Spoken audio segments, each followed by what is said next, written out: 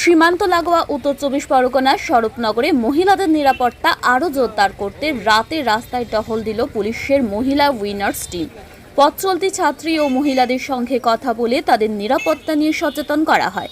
পাশাপাশি কোনো রকম সমস্যা বা বিপদের মুখে পড়লে যেন সঙ্গে সঙ্গে ১০০ নম্বরে ফোন করে পুলিশের সাহায্য নেন এবং সেই পরামর্শও দেন মহিলা পুলিশ কর্মীরা। পুলিশের এই উদ্যোগকে স্বরূপনগরের ছাত্রী থেকে শুরু করে সাধারণ মানুষদের মধ্যে নিরাপত্তার অনুভূতি আরও বেড়েছে বলে মনে করা হচ্ছে। সীমান্তবর্তী এলাকায় আইন শৃঙ্খলা বজায় রাখা এবং মহিলাদের নিরাপদ পরিবেশ নিশ্চিত করতেই এই বিশেষ টহল অভিযান চালানো হয়েছে বলে জানা গিয়েছে। ওনারা বললেন যে রাস্তাঘাটে চলার সময় যদি আমাদেরকে কেউ হ্যারাস করে বা আমাদের সাথে কেউ খারাপ ব্যবহার করে তো আমরা যেন ১০০ নাম্বার ডায়াল করি, সেখানে আমাদের লোকেশন শেয়ার করি, আমাদের সেফটি পারপাসের জন্য আমাদেরকে অ্যাওয়ার করলেন।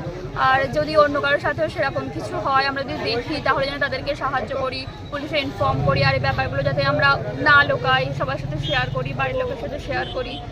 মানে ওনারা আমাদেরকে বোঝালেন যে আমাদের সেফটিটাকে সিরিয়াসলি নিতে। মানে ভরসা ইন ভয় আউট, একদম সত্যি কথা এটা। ওয়েস্ট বেঙ্গল গভর্নমেন্টের পুলিশ প্রশাসনকে কি বলবে? ধন্যবাদ আমাদের জন্য এই পদক্ষেপটা নেওয়ার জন্য, আমাদের সেফটিটাকে সিরিয়াসলি নেওয়ার জন্য, এটাই বলবো। আর ধন্যবাদ তোমাকে। তোমার নাম পরিচয় বলবে? আমার নাম কৃষ্ণা মণ্ডল, আমি স্বরূপনগর ব্লকের বাসিন্দা, আমার গ্রাম গিলাপুকুর। আমি এখন 3rd ইয়ার কমপ্লিট করে 4th ইয়ারে উঠলাম। আমি যাদবপুর ইউনিভার্সিটিতে পড়াশোনা করি।